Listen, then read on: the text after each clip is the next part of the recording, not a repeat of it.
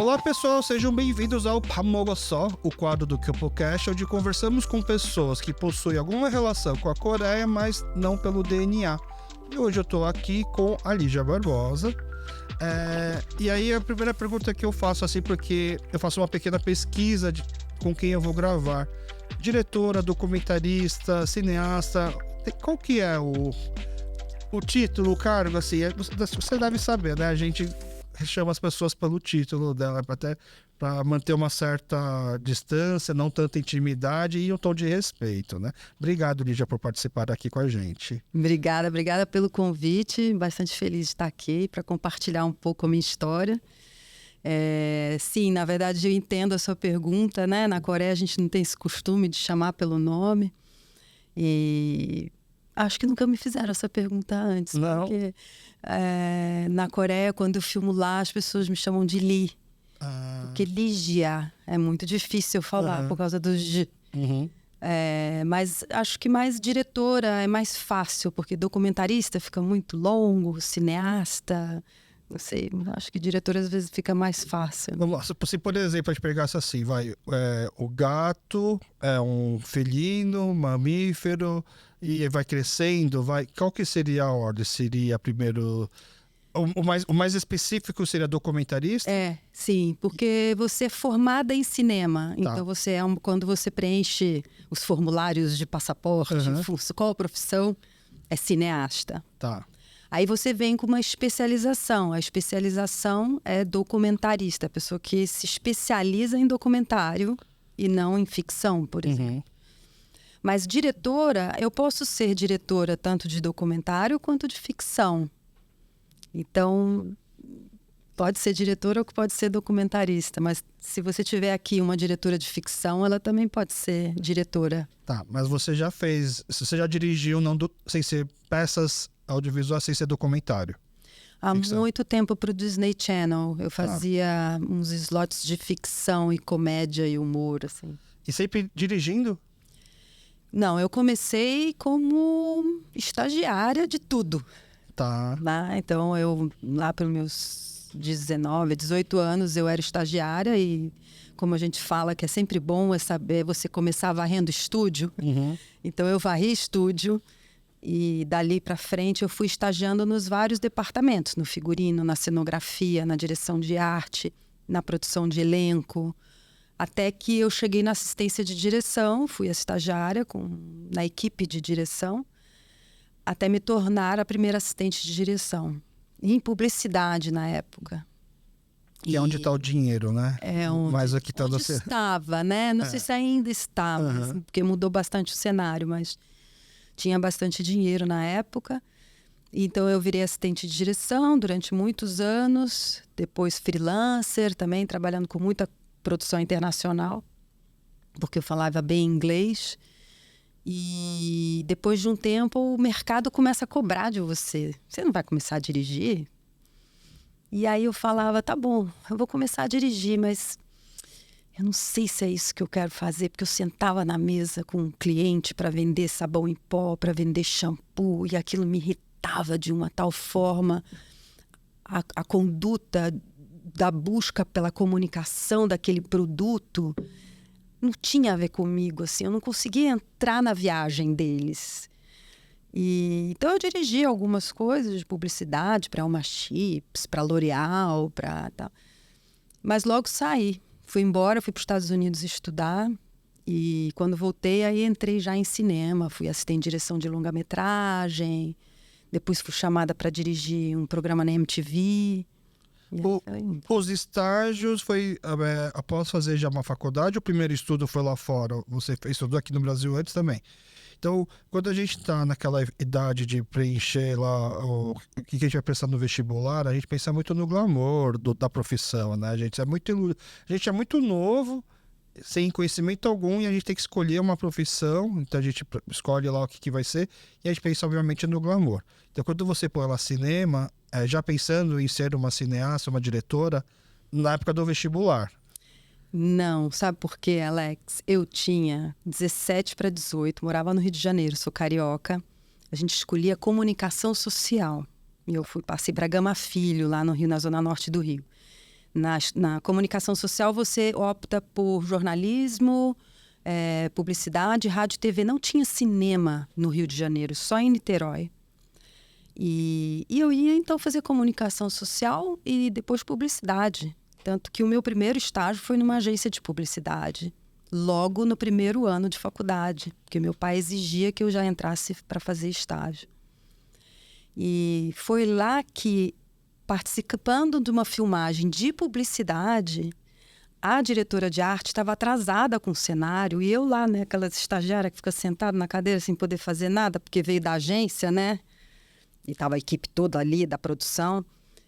Aí eu virei para minha chefe, falei, eu posso ajudar?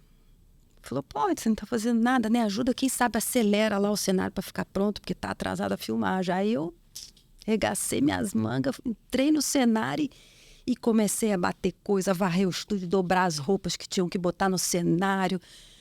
E aí a diretora de arte olhou para mim e falou assim, escuta, você não quer vir trabalhar comigo, não? E aquilo me encantou, aquele lugar, aquele cenário, o estúdio, tudo que tinha ali dentro me encantava. E não existia ainda cinema acontecendo no Brasil. Carlota Joaquina não tinha sido produzido ainda. A gente estava naquele momento que não tinha produção de cinema. Uhum.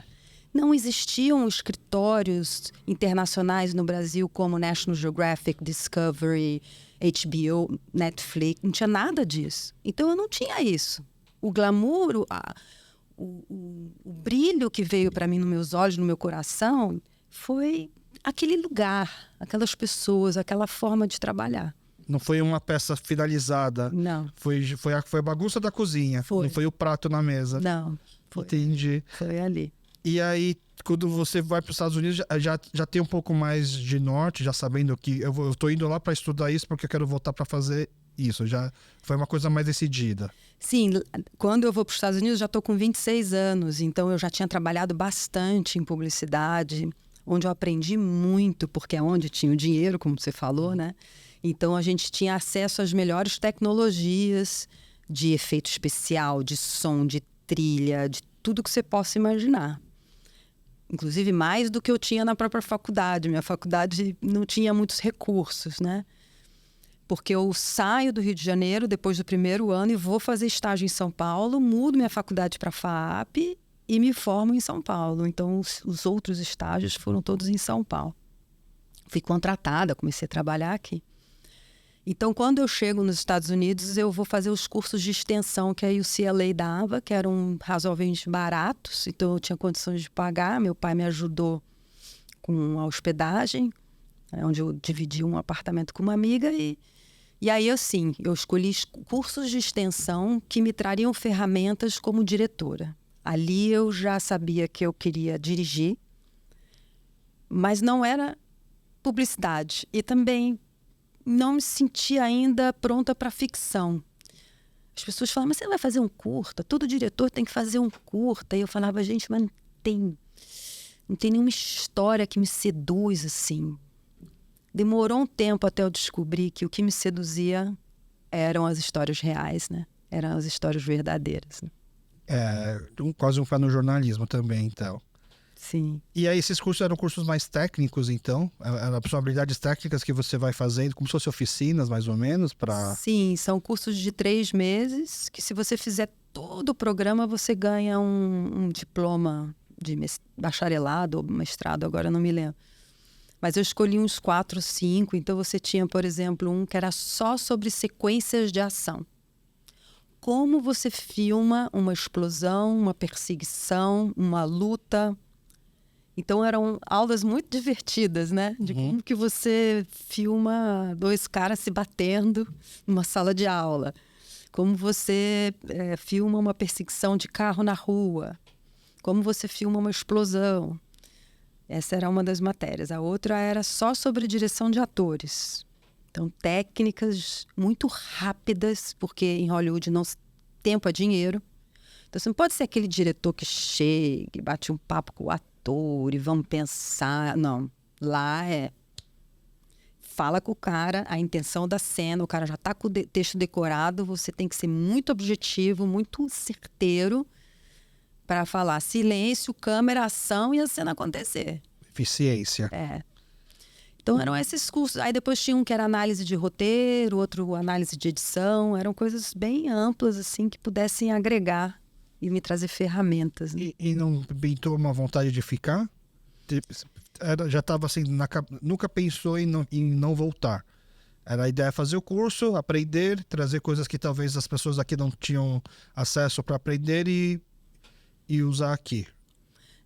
Engraçado, nunca pensei em ficar, não. Talvez se tivesse tido alguma oportunidade especial lá, talvez eu ficasse, mas não, tinham coisas já rolando no Brasil que me interessavam, né? Então... E foi em Los Angeles? Foi em Los Angeles. A gente fala que acho que é a segunda maior cidade coreana no mundo. Você teve já o primeiro contato com os coreanos lá em Los Angeles? Quando eu fui, não, né? A primeira vez, acho que...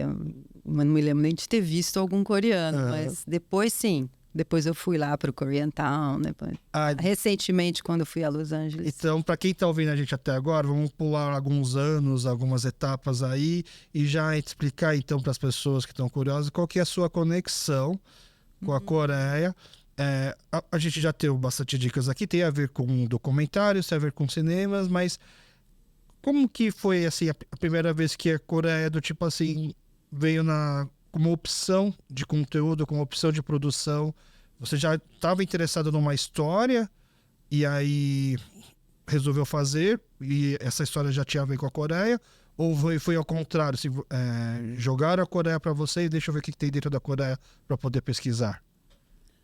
Nenhum nem outro, é uma história bem engraçada. Gosto. Vamos lá. Em 2006 eu começo a fazer então só direção de documentários, tá? Só para vocês entenderem que então virou a minha carreira em 2006, depois de muita coisa que eu fiz, MTV, etc. Em 2006 eu começo a sou contratada por uma produtora de documentários que trabalha para a National Geographic americana. E lá então eu digo que foi a minha grande escola de documentário, trabalhar com um escritório de Washington. Dali para frente só foi em 2014 que eu vou para um trabalho na Amazônia e vou fazer um vídeo institucional para a Samsung, onde eles me pediram, como documentarista, fazer um mini documentário de um grande evento sobre os voluntários da Samsung que vêm durante as férias fazer uma ação de voluntariado e construir um centro comunitário numa aldeia na beira-rio, no Rio Negro e tal. E eu, então, sou a equipe brasileira que é contratada pela Samsung brasileira para fazer esse filme que tinha que ter muita emoção. Falei, mas o que vai acontecer lá? Não, eles vão lá, eles vão construir, eles vão ensinar as pessoas a usarem o Google, vão ensinar a usar o computador e tal. Ah, tá bom, beleza. 40 coreanos chegando no Hotel Tropical, lá em Manaus, e eu, minha equipezinha de documentário brasileiro. Veio o cara da Samsung e fala, Lígia, eu preciso que você me resolva um estresse aqui. Eu falei, estresse? Está acontecendo? Não, então, é que tem uma equipe coreana também que veio fazer o documentário e a diretora tá fula da vida porque descobriu agora que tem uma equipe brasileira fazendo a mesma coisa. E você sabe que eles são bastante competitivos, né? Então, aquilo mexeu com ela.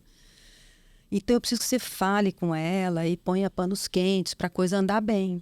Beleza, beleza. Era Ham PD. Ham PD não falava muito bem inglês, me mandou o One PD, que era o câmera dela. Fiquei sabendo que vocês vão vir filmar aqui. Eu falei, eu fiquei sabendo que vocês também vão filmar aqui. Então nós temos que ver, porque vocês não podem atrapalhar a gente, porque nós temos muita coisa para fazer. Eu falei, olha, nós temos uma semana para filmar. Te garanto que para onde a gente vai, o lugar é bem grande, mas bem grande, não vai ter problema, a gente não vai nem se esbarrar. Você vai estar num lado, eu vou para o outro, e vice-versa, e vai dar certo. Aí ele olhava assim para mim, tá, sei. E quantas pessoas tem sua equipe? Eu falei, minha equipe tem umas 6 pessoas. Assim. Nossa, você veio aqui fazer um longa-metragem? Eu só tenho 3 pessoas. Eu falei, então, é que eu não estou contando com nenhuma da infraestrutura que vocês têm da Samsung. Eu tive que trazer todo mundo à parte. Então, eu não uso o piloteiro do barco que vocês vão usar e tal. Tá bom. E ficou aquele clima. Durante quase 10 dias, uma semana, ficamos as duas equipes convivendo. E dali que surge uma grande amizade. Ah, é? O An começa a ficar curioso e na hora do almoço ele senta toda hora na nossa mesa e começa a perguntar isso, e começa a perguntar aquilo. Tava espionando. Espionando, não sei, mas muito interessado, muito divertido, começou a ficar amigo. E eu ficando amiga dele, achando interessante a objetividade, a sinceridade, a falta de cerimônia para fazer as perguntas, né? Ele perguntava o que ele queria. Quanto que eu ganho, por que é assim, quanto dinheiro tinha para fazer aquela produção. Ele não tinha papas na língua.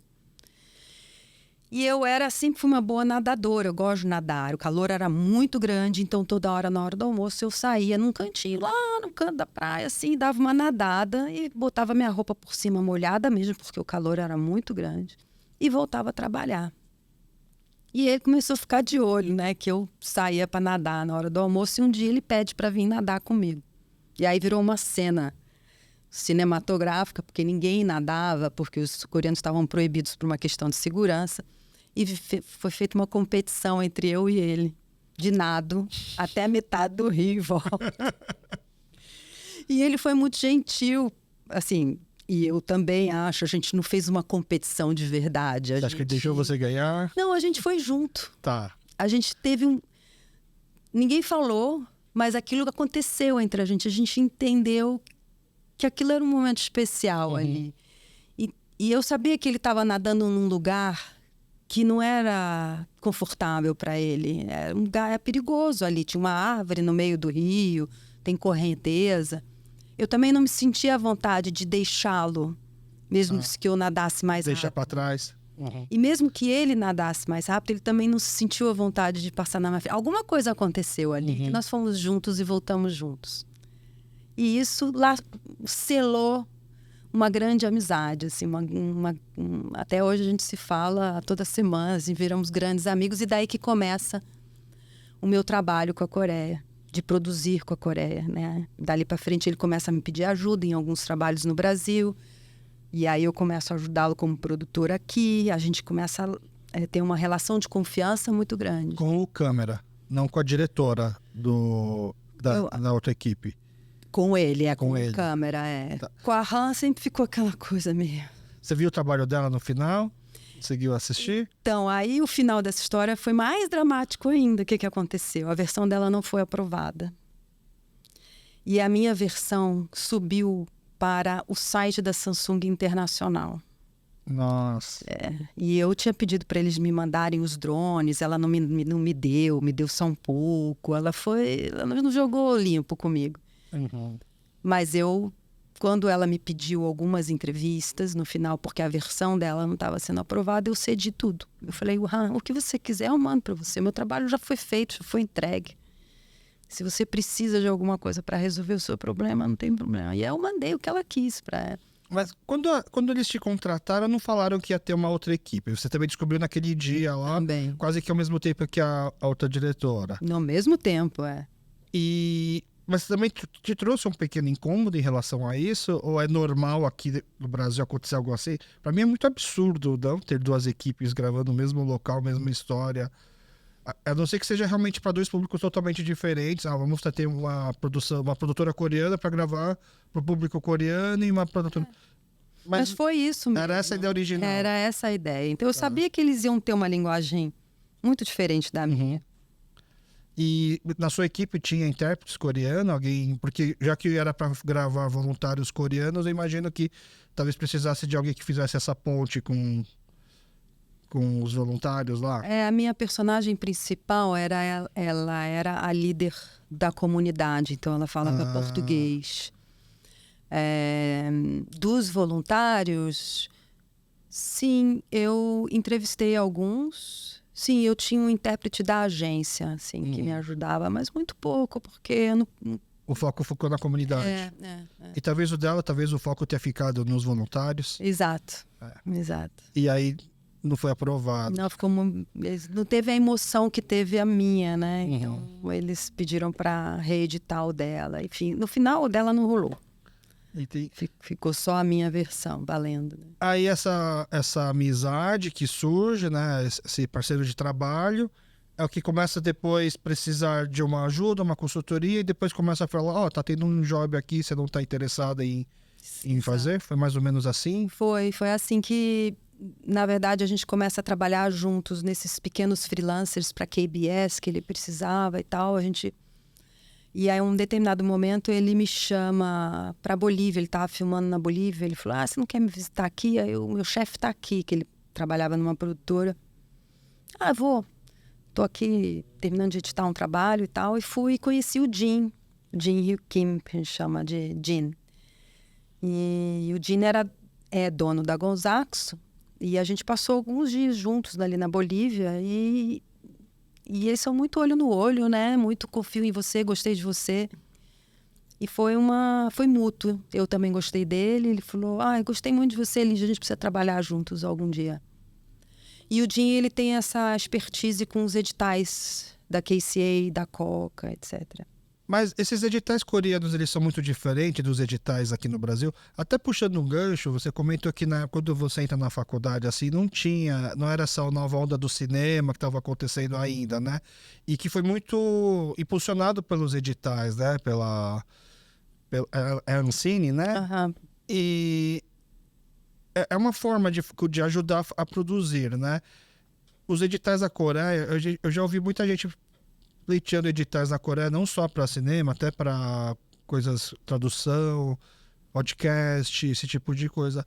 É um edital fácil de competir, assim, não estou querendo tirar o mérito de você sempre ter conseguido ganhar, obviamente, né? Mas é um processo diferente do edital aqui no Brasil, que me parece ser tão difícil. É bem difícil, bastante burocrático, tem muitas sacadas que você tem que ter de como você coloca o projeto, o que você escreve, sobre o que você escreve.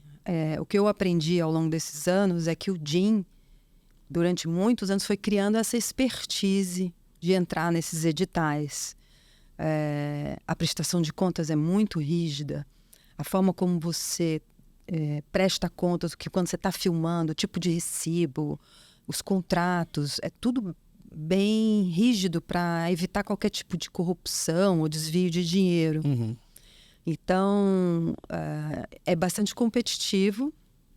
Todas as vezes que a gente participou, eu perguntava para o Jin, ele sempre falava de todos os países que estavam concorrendo, e aí estamos falando de Oriente Médio, Europa, e muito pouco na América do Sul. Raramente eu via, uma vez ou outra, via alguém do Chile e tal. O que eu sinto, talvez, que uma das dificuldades é que, na verdade, esses editais, você precisa ter um parceiro lá. Eu não sei, no caso de podcast, de literatura, se você também precisa ter um parceiro local para entrar no edital. Não, mas até porque ele é meio que voltado para estrangeiros, assim, então como se fosse uma forma de ajudar... Estimular o estrangeiro. Uhum. Não, nesse caso, o meu de audiovisual é uma coprodução internacional. Tá. Então, sim, eu preciso ter um parceiro lá. Um parceiro que eu confie, né? Uhum. Porque a gente vai trabalhar com dinheiro e com conteúdo, com estilos diferentes, né? Então, eu saberia dizer assim para você de que é bastante competitivo, e a competitividade traz a dificuldade, né? Uhum, entendi. Não tanto pelo processo em si, mas pela quantidade de pessoas que estão tentando. Não basta você acertar tudo, né? Tem que ser melhor diferente. Do que muito exato. Né? E aí você já tem produzido e finalizado 2 documentários dessa maneira de coprodução. Mas um deles eu assisti, porque está disponível no Vimeo, né? Que é o Renhó, né? Das mulheres da ilha de Jeju, que fazem extrativismo, uma extração, né? Uma pesca, né? Uhum. E o outro é sobre os sabores do templo, a comida de templo, né? São temas que, como você falou, você gosta de histórias reais. As pessoas vão assim, teve um segundo editalzinho, por exemplo, do parceiro coreano falando assim, temos esses assuntos aqui, qual que te interessa? E aí você escolhe. Como que você escolhe o tema para mandar para editar? Como que você chegou nesses temas? Tá, vou contar então desses 2 primeiros. Tem um método bastante interessante, que é que eu admiro bastante o governo coreano com essa ideia que eles tiveram, que é o seguinte: eles te dão dinheiro para uma coprodução internacional para serem feitos 2 filmes. Um filme sou eu indo para a Coreia, filmando um tema coreano e exibindo no Brasil. Ou seja, para o governo coreano é interessante porque eu trago a cultura coreana para o Brasil. E vice-versa. O Jin, então, tem que vir ao Brasil. Aqui ele aprende como produzir, ele aprende o meu método de trabalho, ele conhece um país diferente, então ele se nutre de cultura e técnicas cinematográficas distintas da dele, faz um filme no Brasil e leva para ser exibido e também então leva uma outra cultura para a Coreia. Esses 2 primeiros filmes foram feitos dessa forma. E tinham que ter um tema que fosse a interseção entre os 2 filmes. Então, no primeiro é a água. Eu vou, então, filmar as Haenyeo em Jeju e ele veio filmar o Pantanal. Então, o tema era a água que cruzava os 2 filmes. Mas quem procurou o tema das Haenyeo fui eu. Eu que liguei para o Ano, então, que trabalhava na produtora. E eu me lembrava que ele tinha falado há muito tempo atrás sobre elas. E eu pedi para ele voltar a investigar. E foi assim que a gente começou a pesquisar e conseguir produzir esse filme. E a mesma coisa aconteceu com Sabores do Templo. Então, nesse caso, a interseção era comida. E aí, então, eu fui fazer sobre a comida como cura, essa leitura, né, das comidas do templo como medicina. E ele foi para a Amazônia falar sobre a comida indígena, sobre a comida amazonense, o que está acontecendo com os peixes, o que está acontecendo com a obesidade das pessoas que moram num lugar com tanta comida, com tanta fartura, né? Então esse era o tema de interseção entre os 2. E com certeza você teve que dar uma ajuda para o tema brasileiro. Ele não conhecia o Pantanal, a Amazônia dessa forma para poder fazer um documentário também. Exato, eu dou toda a estrutura para ele, toda a pesquisa, pré-roteiro, pautas, locações, tudo. Pantanal era a minha casa, eu já tinha filmado muitos anos no Pantanal, então foi um prato cheio para ele. Ele esteve nos melhores lugares, nas épocas certas, correu tudo muito bem. E com os Sabores do Templo a mesma coisa, né? Eu tenho muito contato com a Amazônia, eu já atravessei a Transamazônica, eu tinha contatos bons ali naquela região, então também foi... Isso que é um intercâmbio no sentido total da palavra, né? Uma grande troca, né? Que fica. Mas assim, os documentários feitos sobre o Brasil que passaram na Coreia saem como uma assinatura do diretor de lá. Sim. Entendi. E tem mais o dedo dele lá também. Também. Na produção.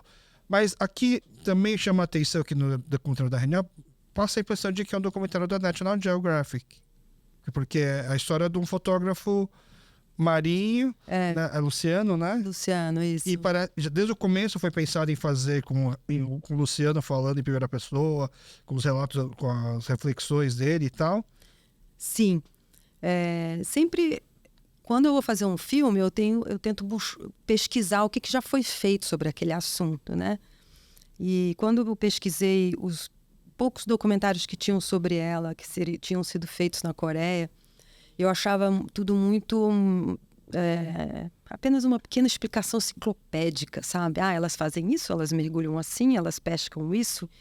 Eu falava, eu preciso trazer alguma coisa diferente, preciso contar essa história de uma forma diferente. E o Luciano, ele é encantado com as populações tradicionais que vivem do mar. Isso é um assunto que ele estuda há muitos anos e que ele fotografa há muitos anos. Isso é uma característica do meu trabalho. Sempre que eu vou fazer um trabalho, eu tento agregar alguém para a equipe que seja profundamente conhecedor daquele tema. Porque eu, como documentarista, eu não sou expert em Coreia, ou em comida, ou em medicina, ou na história chinesa. Mas eu tento trazer pessoas que são conhecedoras daquilo, seja por trás das câmeras ou na frente das câmeras. E como fotógrafo, ele pirou na ideia, né? Na hora que eu botei para ele o tema, ele falou, nossa, Lígia, que maravilhoso, que história incrível, tem tudo a ver com o meu trabalho. Então você via o brilho nos olhos. Então a decisão foi contar essa história através percepção dele, do olhar fotográfico, do engajamento dele com aquela história, e da vontade mesmo de produzir um trabalho criativo, né, sobre aquele tema, né? E, assim, o documentário vai mostrando a história delas, passando as impressões dele, e ao mesmo tempo a fotografia, né? Assim, como se ele fosse o documentário, dá para até você descrever de uma certa forma meio supérfluo, assim, do tipo superficial, falando que é o making off do ensaio fotográfico das Reuniões, porque ele vai lá e tira as fotos, explica como que ele está precisando, por que ele não pode usar o equipamento de mergulho para não interferir no trabalho delas. E aí sai fotografias muito bonitas, muito artísticas, né? Muito verdadeiras obras de arte dali, né? E ele deixa, o que contribui muito para deixar todo o documentário muito bonito, né? Muito artístico, né? Desde o começo já imaginava que ele ficaria assim artístico, porque ele não é um documentário do tipo Globo Repórter, as reuniões, o que elas vivem, o que elas comem, como vivem, né? Ele é muito artístico, não? Eu acho que você falou uma palavra que é importante as pessoas conhecerem. O Globo Repórter, ele é, sim, são peças mais jornalísticas. E o trabalho que eu faço é mais documental. Qual a diferença? O documentário, a gente mergulha muito tempo naquele tema. A gente pesquisa muito. São projetos que demoram 1 ano para ser feitos. E, sim, a ideia era contar essa história através do olhar do Luciano. Mas não é exatamente um making off de um fotógrafo que fala, eu estou usando essa lente, ou estou usando essa câmera porque isso. A não ser o fato que você comentou agora do cilindro, ele não fala muito tecnicamente. Não. É mais a percepção artística mesmo daquela história, o que emociona ele, o que motiva ele a contar aquela história. Mais do que o making off técnico, né? Por isso, sim, ele tem essa sensação, né, de que você está vendo uma peça mais artística. Mas eu já conhecia o trabalho do Luciano, eu sabia que ele é muito dedicado Então, o que teve ali de dificuldade entre eu e ele é que, pela primeira vez, ele estava fazendo um trabalho fotográfico dentro de uma equipe de documentário. E os ritmos são diferentes.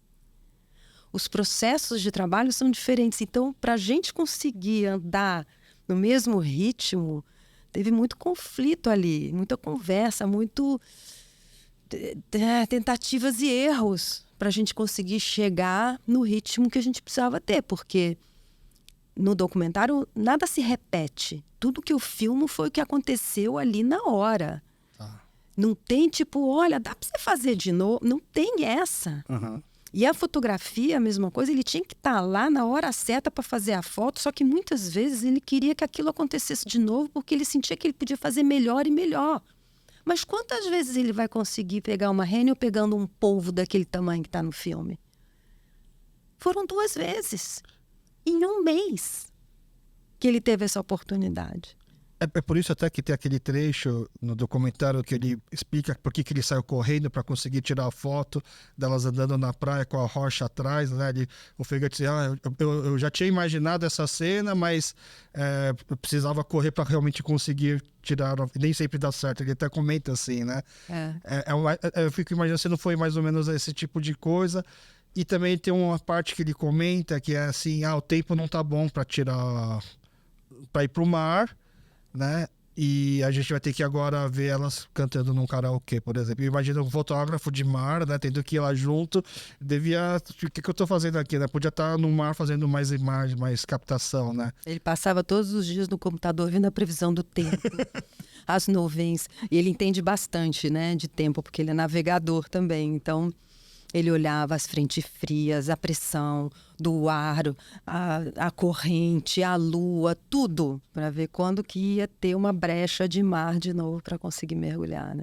E nesse momento já chegou a ter, por exemplo, onde ele, através das pesquisas dele, científicas, ele achar que está uma condição boa, mas as reuniões falam assim, não tá bom para mergulhar, e tipo, não, podemos ir lá mergulhar porque aqui tá falando que vai estar bom, e elas, pela intuição, pelo conhecimento de longos anos, elas acharem, não vamos entrar porque não é para entrar? Na verdade, eles sintonizaram. Sintonizaram, bateu. Bateu. Ele precisando de todos os satélites para poder falar e elas, os pressentimentos ela falou, delas. olha, acho que amanhã vai dar. E ele olhava para mim e falou, eu acho que amanhã vai dar mesmo. Elas têm razão. Isso é para os filhos coreanos entenderem o poder da intuição das mães coreanas, né? Talvez. Muito conhecimento. Muitas delas começaram a mergulhar com 7 anos, né? Então elas sabem tudo. Tudo do mar. E o Luciano já conhecia a história da reunião? Você que contou. Eu que contei. Como que você... Começa por onde? Quando você vai contar essa história, fica imaginando assim, vamos tentar convencer ele... Deixa eu tentar convencer alguém de que existem super-heroínas numa ilha pequena da Coreia. A gente começa pelo quê? Pela idade? Acho que o que mais impressiona talvez é a idade das mergulhadoras, não? Como que você começou a contar a história para ele se sentir seduzido a topar participar do projeto? Na verdade, a gente já tinha trabalhado bastante tempo no Pantanal. Fazia muitos anos que a gente queria trabalhar juntos. Então, já existia essa intenção. Tá. Mas quando eu contei, e esse é um dos treinos que a gente faz em cinema, né? Conta sua história em 3 linhas, né? Então, eu virei pro Luciano e falei, olha, Luciano, tem uma ideia aqui que eu gostaria de que você fosse o fio condutor dessa história. São mulheres de 60 a 90 anos que moram numa ilha na Coreia do Sul, chamada Jeju, e que vivem da coleta de frutos do mar. Ele olhou para mim e falou assim, cara... Tem certeza? Maravilhoso! Tô dentro! E aí ele começa a mergulhar na história e pesquisar na internet e tal. E aí... Assim, a gente já tá contando bastante... Assim, é uma história que a gente mesmo aqui da comunidade, muita gente não conhece. Olha só que interessante. Não conhece. Inclusive, na Coreia tem uma brincadeira que fala assim, na Coreia você precisa ter medo de 2 pessoas. A criança que está no ensino fundamental, de 10 anos mais ou menos, porque ela é aquela criança que não tem medo de nada e quer tá naquele limite de ficar testando a autoridade dos pais e dos mais velhos. Sim. E outro é a senhora coreana, de cabelo permanente, de que você não dá nada, mas jamais mexa com uma mulher dessa, porque essa mulher é brava. O que ela é capaz de fazer, você não imagina. E aí tem uma cartunista coreana-americana que ela criou umas historinhas de personagens super-heróis coreanos. Na verdade, são super-heroínas. Aí uma delas é uma Reunião, né? E é uma assim, não é o estereótipo de uma Mulher Maravilha, por exemplo. Ela desenhou literalmente assim no corpo da senhora coreana. Né? E aí ela fez assim os brochinhos. Aí quando eu vi assim, eu falei, nossa, sensacional. Deveria ter tipo um desenho garotas superpoderosas, assim, meninas superpoderosas, com essas senhoras assim. Elas são de dia uma senhora qualquer e de noite, do lado do crime, são super-heroínas com superpoderes, inclusive a que domina o mar, né, praticamente. Porque elas ficam... o Luciano é alguém super já acostumado com o mar também, e obviamente que ele também tem um peso a mais por causa do equipamento, mas não consegue acompanhar elas, né? O ritmo delas dentro do mar. Elas têm não dá para falar que é só uma questão de força de vontade, elas acabaram criando uma condição física. Sim. Impressionante, né? Coisa para ser estudada, praticamente. Não. Elas entram no mar 8, 9 da manhã e elas ficam quase até meio-dia, né? São 4 horas mergulhando em apneia, sem parar, subindo e descendo no limite do seu fôlego. Então, às vezes as pessoas me perguntam, mas o que é mais difícil? É a profundidade?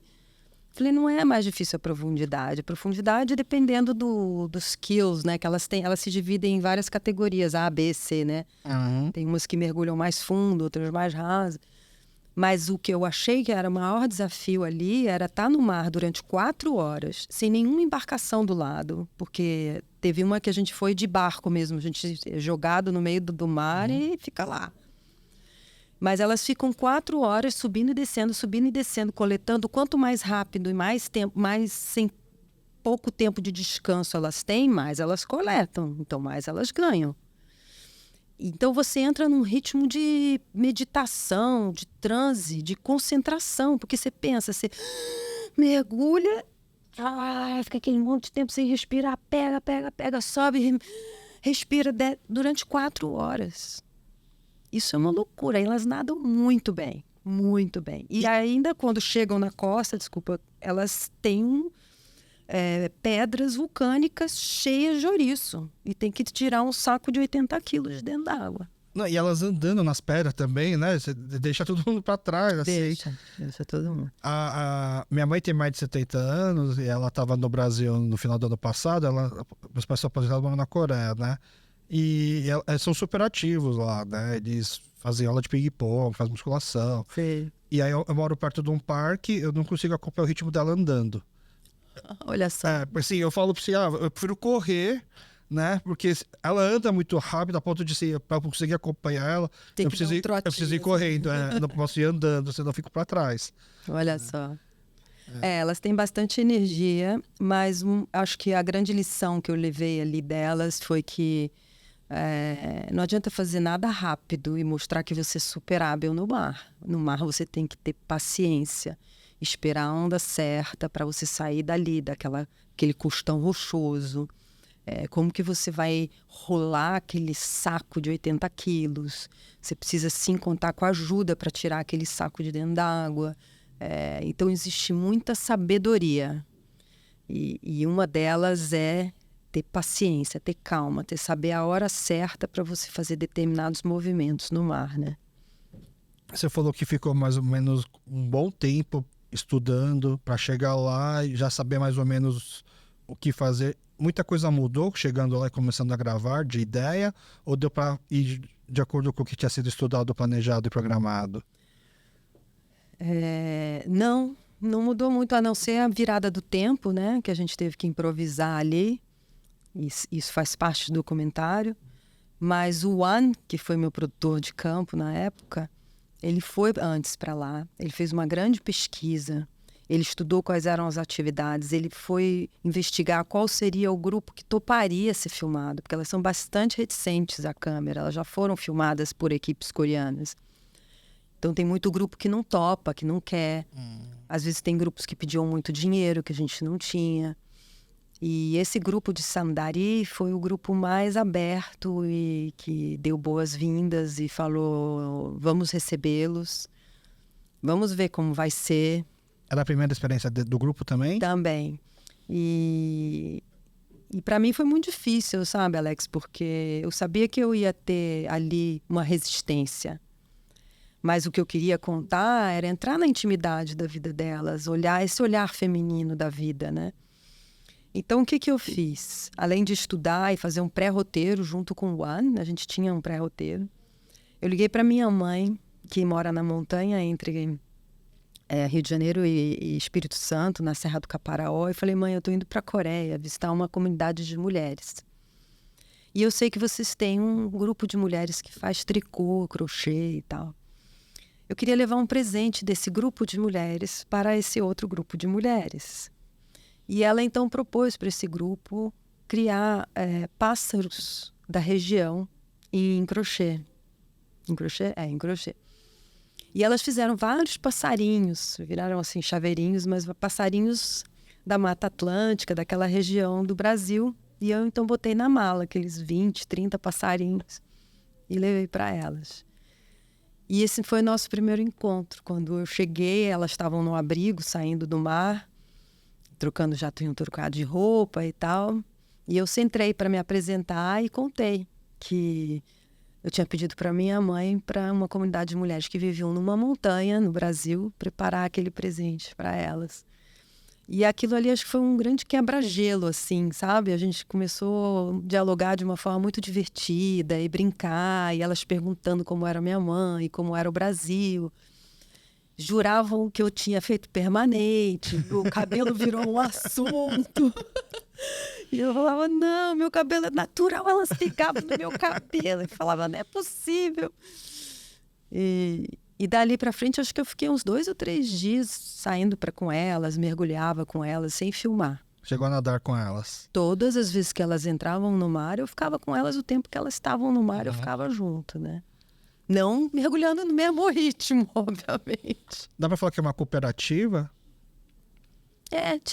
Elas são, como eu posso dizer, ao redor da ilha, elas têm vários grupos em pequenos vilarejos.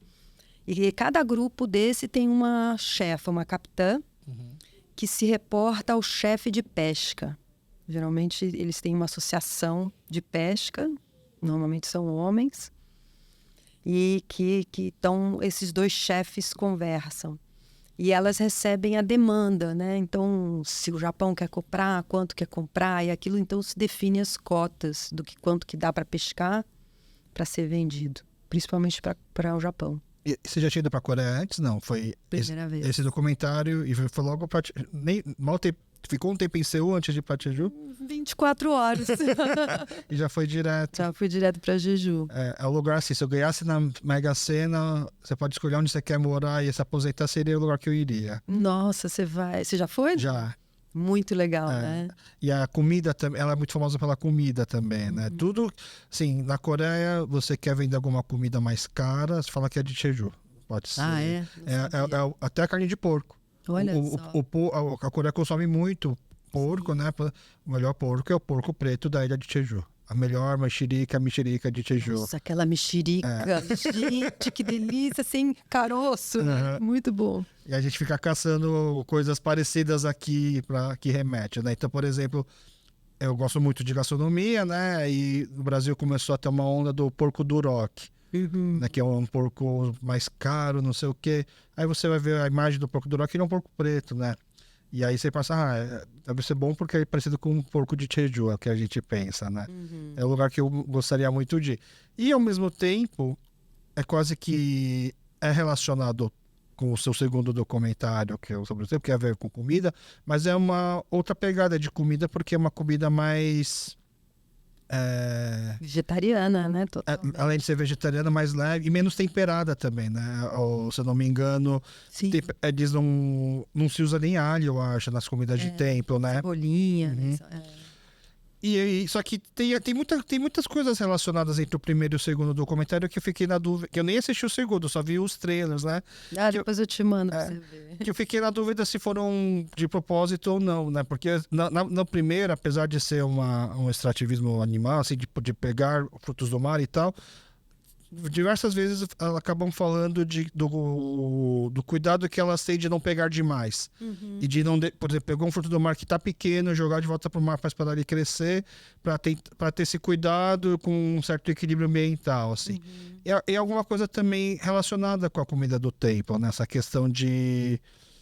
obviamente eles não pegam nada animal, é só coisa vegetal, mas também, né, de...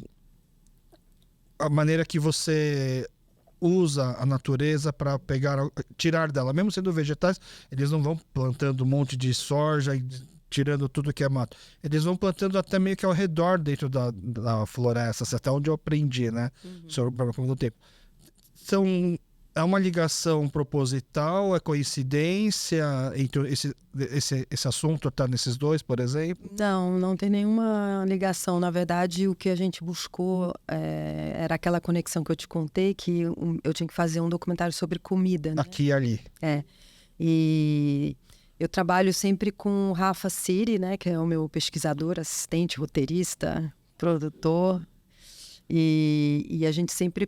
Quando tem um desafio desse, a gente começa a pesquisar, né? E a gente me lembra que a gente foi para o Centro Cultural aqui, que agora é ali na Paulista, né? E sentamos lá um dia na biblioteca, começamos a pesquisar. Acho que foi, inclusive, o parque que me ajudou a ter esse olhar, a professora Ayun também. A gente conversa com muita gente, né? Para chegar nessas histórias, né? Aquilo que eu te falei, né? Sempre busco alguém que entende mais do que eu sobre o lugar ou a história que eu quero contar.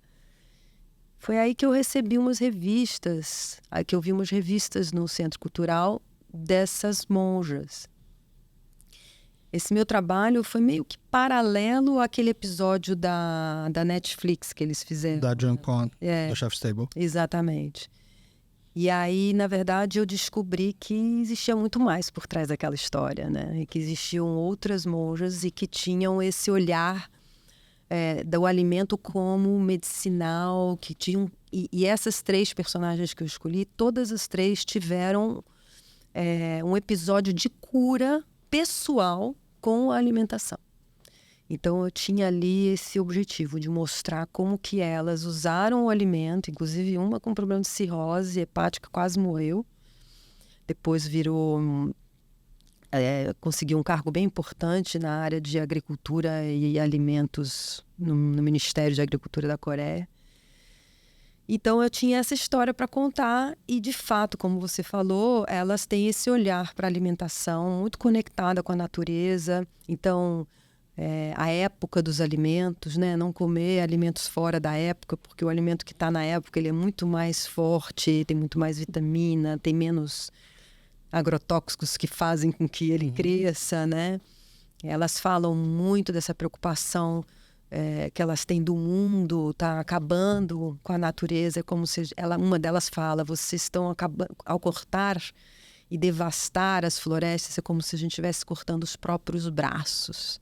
Elas são bem radicais, assim, fortes na comunicação, né? Para mostrar o quanto é importante a gente preservar a natureza onde a gente vive, né? Nosso planeta, né? E falam muito da preocupação do jovem, né? Aí, no caso, falando da Coreia, né? Dessa correria da vida, de você ter que trabalhar muito, de você ter pouco tempo de preparar a sua própria comida, então das pessoas comendo muito fast food. O filme começa um pouco assim, né? Com fast food, as pessoas comendo enlouquecidamente. E elas falam da importância, né? De você trazer o carinho, o amor naquilo que você prepara, da onde vem aqueles ingredientes que você está preparando sua comida, né? E você sentiu mais facilidade de uma abertura, de uma troca para uma conversa com qual mulheres? A da ilha ou do templo?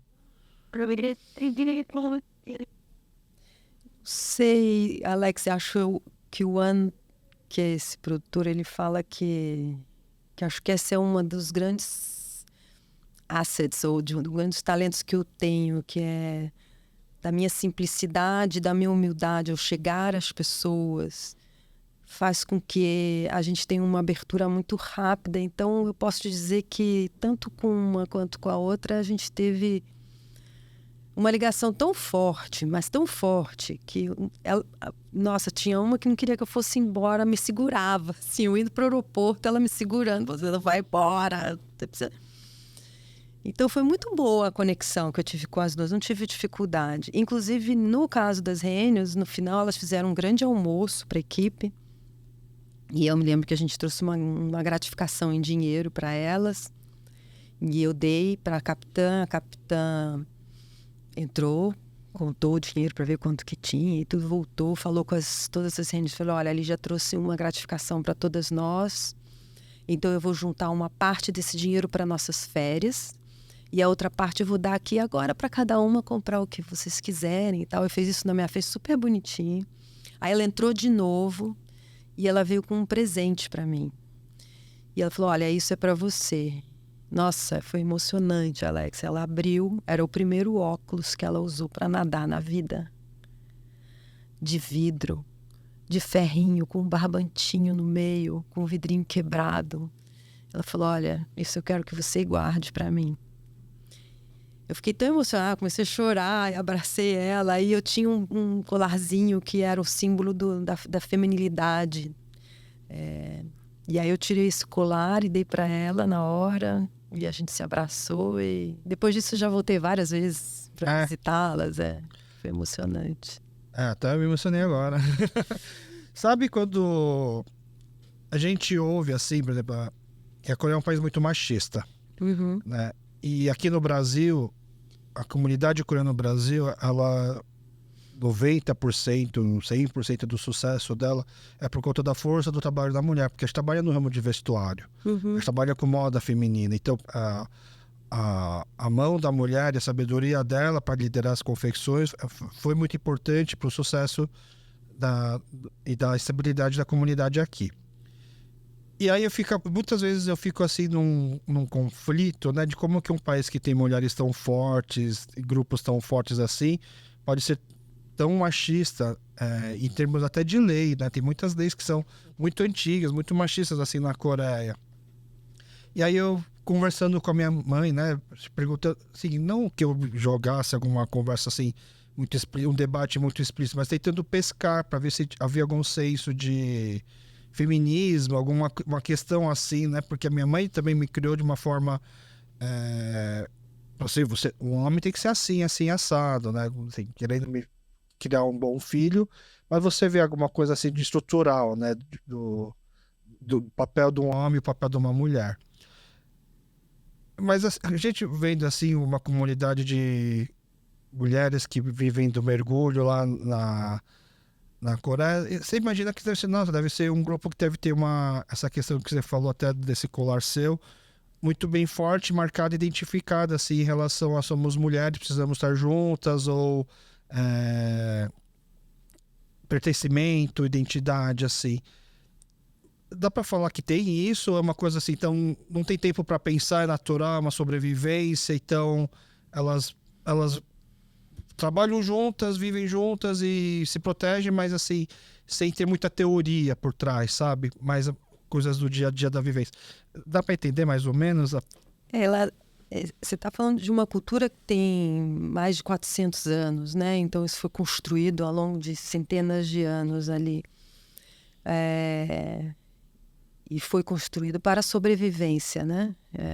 Essa forma, né? No começo tinham até homens que mergulhavam também, né? Mas depois isso foi se tornando uma atividade, por vários motivos diferentes, uma atividade 100% feminina. O que eu senti é que elas têm, sim, essa noção de que o companheirismo, a solidariedade, a união entre elas ajuda individualmente cada uma, em todos os sentidos. Elas têm, sim, essa consciência e, por isso, nutrem isso. E elas nutrem isso de várias formas. Uma delas, por exemplo, é sabendo que a Hyun, que era a mais velha, pesca menos hoje porque tem 90 anos, elas ajudam ela. Elas passam uma parte da pesca para a Hyun, ou elas ajudam financeiramente a Hyun. Então, existe essa consciência. Talvez não se fale mais tanto, porque aquilo já está tão enraizado entre elas, já está tão forte entre elas, que nesse caso, desta atividade, ou desta comunidade de Rênio, talvez não precise ser tão mais falado, porque já está sendo construída ao longo de muitos anos. Porém, existem jovens ali, poucas, né? No meu filme tem uma, né, Tchê, que estão entendendo essa força, que entram ali e aprendem muito com elas, né? E a Tchê tem uma história muito forte. Ela vem de um divórcio na capital, onde ela trabalhava como cabeleireira e ela viu que ela não tinha mais tempo para cuidar dos filhos, ela tinha que trabalhar muito. Então ela resolve voltar para a ilha para viver com a mãe e ser Rênio como a mãe. E eu conversando com a tia, ela falou: olha, minha vida mudou muito, aqui eu tenho qualidade de vida. Se eu preciso de alguém para cuidar das crianças por algum motivo, tem todas essas Rênios aqui em volta que me ajudam. Uma rede de apoio. É uma rede de apoio. É muito bonito, assim. Você chegou a assistir a série Amor e Outros Dramas? É uma série da Netflix que fala sobre... A história se passa em Jeju. Então uma das personagens... Falaram dessa série, verdade. A diferença é que elas faziam a pesca embarcada, né? Elas pegam o barco, vão até... Mais um ponto, mais afastado. Mais afastado, né? E aí tem duas senhoras que são... Sim, são vários protagonistas nessa série. É uma das séries favoritas de muita gente, viu? Vou assistir. Sim.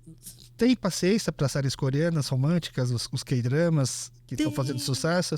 Tenho porque quando eu tô com um tempinho, eu volto a estudar coreano. Aí é uma forma de eu ficar com o ouvido. Treinar o ouvido. Treinar o ouvido e tudo me interessa, sabe, Alex? Assim, porque a gente está sempre aprendendo e eu trabalho com isso, com audiovisual. Então, eu tento buscar séries que tem alguma coisa em que possa me interessar, e aí eu assisto, sim. Legal. Para quem tá ouvindo o episódio, assim, por quem chegou no Kyopocast por conta da diretora, deve estar se perguntando o que quer dizer essa palavra difícil, pamogosó, que quer, na verdade, dizer assim, você já comeu? Que é a nossa forma de perguntar se tá tudo bem, né? É uma das formas formais, né? Informais, aliás, de perguntar se está tudo bem. Porque se você não comeu, é porque alguma coisa aconteceu. Você não teve tempo, você tá sem apetite, tá triste, tá doente. Tem a ver com as guerras também, né? Obviamente, também, né? É um país que passou muita fome e guerra, né? Então, se preocupar com a alimentação, da pessoa que você gosta é uma forma de demonstrar afeto. Tem até um TikTok que viralizou esses dias, que é uma criança, acho que ela é chinesa, ela perguntando pra mãe, uma chinesa americana perguntando pra mãe, como é que os chineses demonstram amor, né, por exemplo. E ela fica pensando, de repente ela sai correndo e volta com um monte de fruta cortada, assim. Ah, que legal. É mais ou menos isso.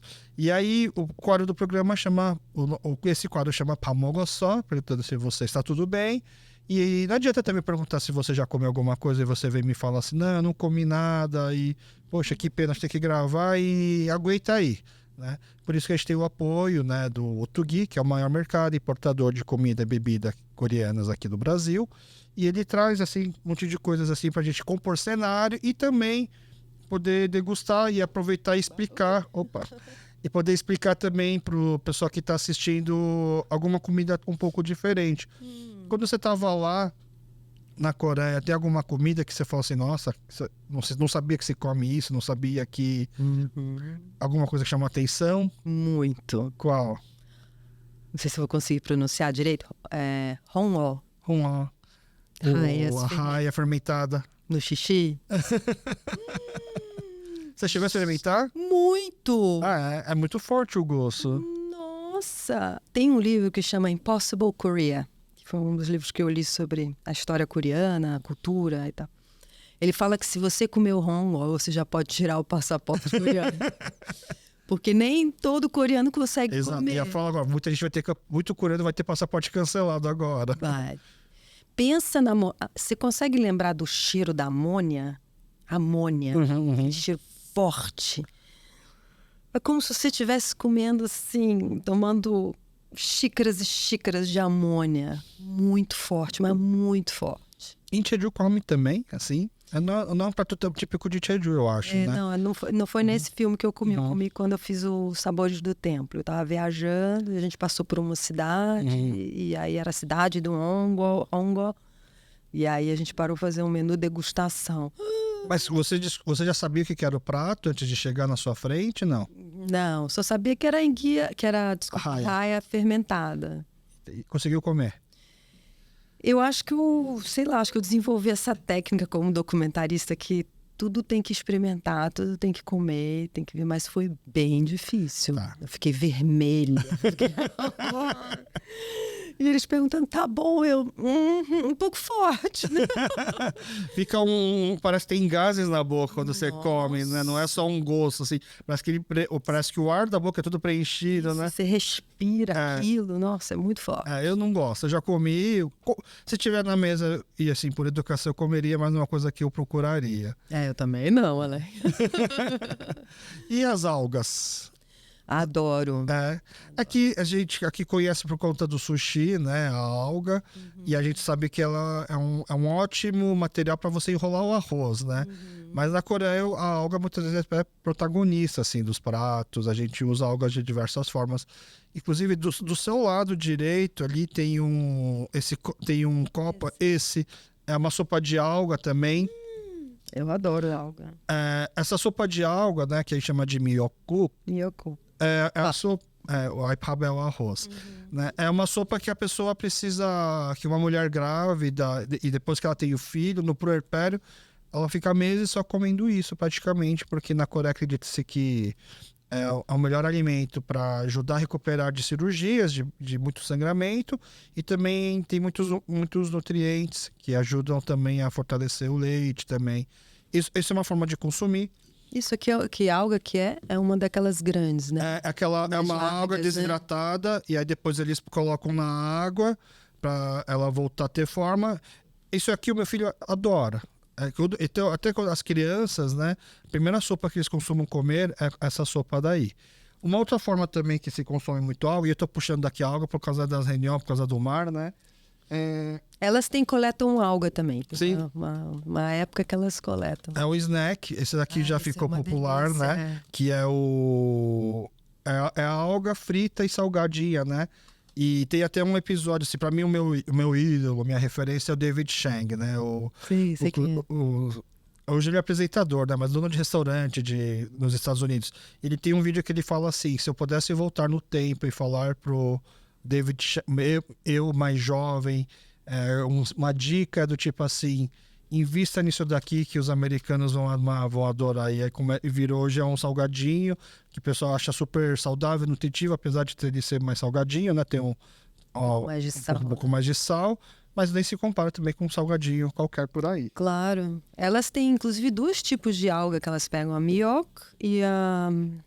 É uma que parece quase um macarrãozinho bem fininho, bem redondinho, assim. Bem gostoso também. Eu acho que é esse aqui. E esse daqui é um acompanhamento, é um panchan que vende no Tugi, feito à base de alga, chama de parebutim, né? Que é o tipo dessa água que é feita com... Mais tipo um tubinho, assim? Ela é tipo um tubinho, assim? É que eu não acho que nunca vi ela in natura. Eu só vi ela desidratada.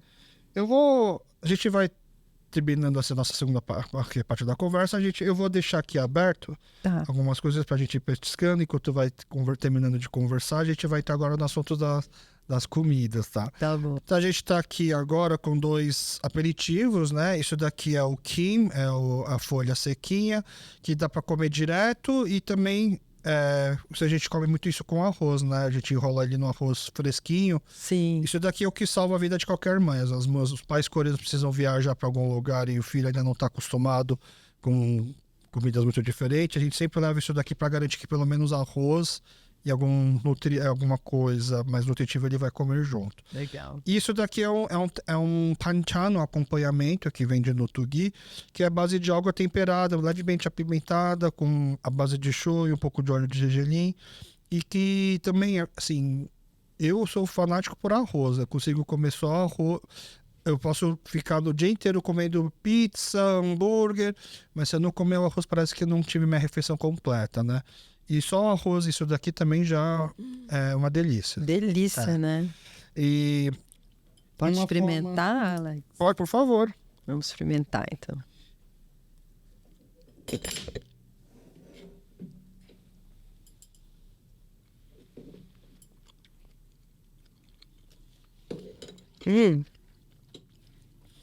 Muito bom. Levemente apimentado mesmo, como você falou. Não é nem muito, nem pouco. Mas você come com arroz, pronto, já equilibra tudo. É verdade. Muito bom. Isso daqui, meu filho tem 5 anos, ele entrou esse ano na escola brasileira. Ele fez o jardim numa escola coreana. A gente educou ele como primeira língua, a língua coreana. E agora ele está começando a aprender o português. Agora que ele está começando a destravar o português. E ele entrou no colégio agora, e foi um pouco traumático, né? Por causa das barreiras de língua, não conseguir se comunicar com os amigos e tal. E ele faz aniversário em fevereiro. Ele fez aniversário e entrou na escola, praticamente. E a escola deixa fazer uma festinha no final do mês, com todos os aniversariantes do mês. Então na sala dele tinha mais uma menina que faz aniversário em fevereiro. E aí no final do mês, na última sexta-feira do mês, a gente pode fazer uma pequena festa lá. Quer levar um bolo e uma lembrancinha para as outras crianças, e a gente pensou que seria uma boa forma, talvez, de ele quebrar o gelo também com as crianças. Então a gente fez um bolo de dinossauro, porque ele é fanático por dinossauro. E nas lembrancinhas a gente teve a ideia de botar pequenos mimos, aperitivos doces coreanos, que o Abel gosta, para as outras crianças conhecerem. E a gente botou esse pacotinho aqui também, o de Kim. Adoraram. E aí tem o grupo de pais, né, no WhatsApp, né? E lá a gente avisou que é aniversário do Abel. A gente já tinha avisado que o Abel tá aprendendo português ainda. E foi um grupo muito legal, assim, de pais, que eu pedi as fotos dos filhos deles com o nome para ajudar o meu filho a memorizar o nome das crianças. Porque uma das primeiras coisas que o Abel reclamou indo na escola é tipo assim, as pessoas não sabem meu nome, ficam me chamando de amigo. Né? Então, mas você sabe o nome dos seus amigos? Não, então vamos aprender o nome dos seus amigos, que eles vão aprender o seu também. E aí a gente mandou lá a foto, assim, ó, a gente tá mandando esse kitzinho aqui, e aí fiquei preocupado, o pessoal não saber o que é isso. Isso aqui é uma alga, é um snack, assim, legal, tipo, super salgadinho, é gostoso de comer, pode experimentar junto, né? E aí, a bênção, que é o Hallyu, alguns pais já conheciam, porque já estão assistindo as séries coreanas, e alguns pais, assim, experimentaram e amaram. Isso daqui hoje é a porta de entrada, assim, a gente sempre falou que quando leva algum brasileiro para o restaurante coreano, come bulgogi, bibimbap, que são os pratos carro-chefe, assim, que eles mais se adaptam, não estranha tanto, né? E acho que para as crianças é isso daqui. Criança que ela não sabe o que é uma alga, né? Talvez você pegue alguém mais velho assim, dá pra comer alga. No Brasil não se come alga. Tem alguma comunidade? No Nordeste. Tem. Mas é muito pequenininho ainda. Muito incipiente. E como que é uma alga versão brasileira? Você tem ideia como que eles fazem? Eles refogam, eles cozinham, comem pura? Você vai poder ver no documentário que eu fiz agora, chama Mar Brasil. Vai estar disponível na Cultura. E no Globoplay, de graça, porque é via Canal Futura. Tá. A gente lançou a segunda temporada, chama Mar Brasil, temporada 2. E na temporada 3 tem um episódio que fala da produção de alga no Nordeste. Eles estão produzindo, cultivando mesmo. Na verdade, antes eles extraíam, só que eles não sabiam que eles não podiam extrair a alga sem deixar a raiz, que é aquela pedrinha que tem o brotinho. Então, eles saíram arrancando toneladas e toneladas de alga e durante muito tempo acabaram com as algas, né? E agora eles estão tentando produzir, mesmo fazendo plantio no mar, né? Aquicultura, que a gente chama, né? E tem um restaurante agora que chama Bar das Algas, alguma coisa assim, onde eles já servem uma saladinha com alga. Uma salada, mas ela é branquinha. Eles lavam ela sai do mar meio esverdeada, meio marrom. Aí eles passam por várias lavagens e ela é servida na salada como se fosse um macarrão branquinho, assim. Mas é como se fosse um prato gastronômico, assim, de alta gastronomia? Ou é um prato do local, pessoal? Não, é uma barraca, Barraca das Algas. Ela é um restaurante de praia, de beira de praia. Um quiosque. É um restaurantezinho mesmo, gostoso. E elas produzem uma salada e dentro da salada vem essa algazinha. Assim. E o pessoal que extraía as algas era para fazer o quê? Vender para orientais. Para fora. China, Entendi. Para Coreia provavelmente também. Não sei se para Coreia, porque aqui na Coreia tem muita produção, né? Mas para o Chile também, acho que teve uma época que o Chile comprava bastante alga. E agora eles estão cultivando. E depois tem um projeto chamado Mulheres de Corpo e Alga, que elas fazem também esse cultivo. De corpo e alga. Corpo e alga. Gosto de trocadilhos, eu sou...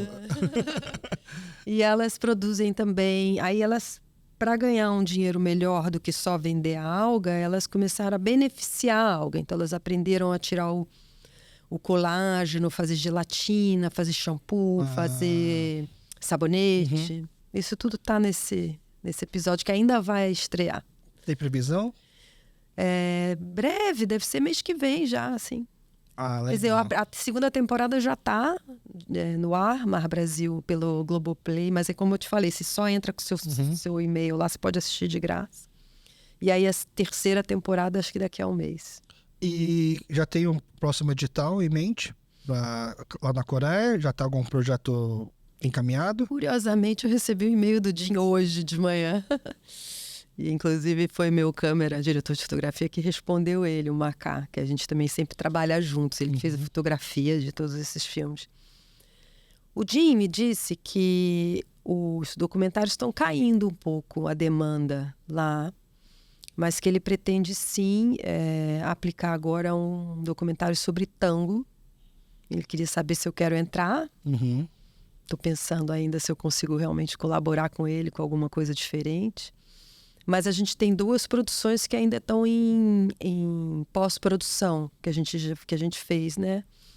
Um chama Fisher's Voice, que a gente filmou em 6 países sobre comunidades que vivem da pesca e os impactos que elas estão vivendo, ocasionados pela poluição, pela mudança climática, pela sobrepesca, né? Então a gente foi para a Coreia, filmamos a pesca da raia, filmamos as rênios de novo... Fomos para Filipinas, Indonésia, Peru, Brasil e Moçambique. E tem uma outra produção também que foi feita com o Jim, que também está ainda em edição e roteirização. A gente já filmou, também ganhou um edital, que é sobre o Wallace. O Alfred Russel Wallace, é o coautor da teoria da evolução das espécies junto com o Darwin e que ninguém conhece. Então a gente vai contar a história desse cara, que teve no Brasil durante muitos anos, 4 anos. Isso é um edital coreano também? Também. Mas aí ele foge um pouco da ideia de propagar a cultura coreana. Foge, sim. Esse é um outro edital, não é o da Coca, é o da KCA. A diferença é que eu co-dirijo com o Jin o mesmo filme, então a gente divide a direção de fato, né? Então a gente se divide, um vai para um país, outro vai para outro, enfim, essas coisas. E foi pelo tema mesmo. Aí, no caso, pelo interesse de trazer um naturalista tão importante como o Wallace, né? Ano passado fez 100 anos da morte dele. E a questão dos mares, né? A gente está na década do oceano. Para mim é um tema muito importante, né? Eu sou voluntária de um movimento chamado Liga das Mulheres pelo Oceano. Faz tempo que você é voluntária? Desde antes do Réunion, por exemplo? Não. Ele tem 5 anos, esse movimento. Uma coisa puxa a outra? Acho que eu sempre fui conectada com o mar, sabe, Alex? E acho que sim. Na verdade, o filme das Réunions fez com que eu me conectasse com algumas mulheres que participou do movimento. Que me convidaram para fundar o movimento junto com elas. Você é fundadora. Aquele documentário do Netflix, o Seaspiracy, você chegou a assistir? Assisti. O quanto dá para levar, assim, ele em conta? Porque uma coisa que me chama muito a atenção é quando ele fala assim, que você querer salvar o oceano parando de usar canudo é igual você querer salvar a floresta parando de usar palito de dente. Que o grande vilão do mar, na verdade, é a indústria pesqueira do que o lixo doméstico que acaba indo para o mar, né? E acho que é o grande mote, assim, mais ou menos, né, desse documentário. Quanto dá para concordar com isso? Aquele lá foi um filme bastante polêmico, né? Inclusive porque a Liga das Mulheres pelo Oceano, grande parte do corpo das 2.500 mulheres que participam desse movimento são biólogas, oceanógrafas, cientistas, pesquisadoras, né? Então foi uma polêmica ali de muitos erros cometidos ali de informação no filme. E o que a gente entende ali é que você deixa todo mundo paralisado. Que mensagem é essa? Que adianta você falar isso para as pessoas? Ninguém vai parar de comer peixe da noite para o dia. Se de fato isso vai salvar o mar. Pensa nos 3 milhões de pessoas que vivem diretamente da pesca. Essas pessoas são as comunidades pesqueiras ao redor do planeta que vivem da pesca. A proteína principal delas, elas não vão deixar de comer peixe. Pode ser que sim, as grandes cidades possam reduzir o consumo de peixe. Mas é um sistema muito mais complexo. Não é só você parar de comer peixe. É você saber de onde vem o seu peixe, como foi pescado o seu peixe. É o governo legalizar ou fiscalizar a pesca ilegal, o período de defesa. Defesa, que para quem não sabe, é aquele período onde aquele peixe ou aquele fruto do mar está no período de reprodução. Aquele não pode ser pescado. E que tipo de fiscalização é feita? Quem cobra isso? E o seu voto? Quando você vota em alguém que também pensa no oceano? Então, tudo isso faz parte de uma proteção ao mar, né? Então, eu acho que é bem mais complexo do que aquela mensagem. Bom, a gente está batendo o nosso tempo aqui, né? E também o Tugui, para agradecer tanta história, pelo seu tempo, por ter participado aqui. Ele presenteia você também com Vale Compra. Opa, que maravilha. Eu sei que você já conhece e já costuma comprar. Para as prateleiras, então. Muito então, obrigada. Fica aqui um Vale Compra também pelo seu tempo. Muito obrigado por compartilhar tanta história e principalmente muito obrigado pelos documentários, pelo registro. Eu cresci numa época que era tão difícil ter acesso a coisas da Coreia em português. Sabe, a gente conseguia ter acesso às coisas da Coreia ou em coreano mesmo, então a gente precisava perguntar para alguém que entende melhor para poder entender o que se passa, ou depois com a internet as coisas que eram em inglês. Mas ao ver um documentário desse tão bonito assim, né? E agora eu tô ansioso para ver também Os Sabores do Tempo. Ainda feito assim em português, sabe? Eu não sei, para mim foi assistir e você não ter nenhum choque em nenhum momento, porque você entende tanto o que está acontecendo de uma certa forma lá na Coreia e com as reações do Luciano, com a reação do próprio documentário em si. Então é uma coisa que fala o tempo todo comigo, pelo menos. Né? Legal. Entendeu? Então muito obrigado, principalmente pelo trabalho. Fico feliz que você tenha gostado. Espero que vocês tenham gostado das histórias que a gente conversou aqui.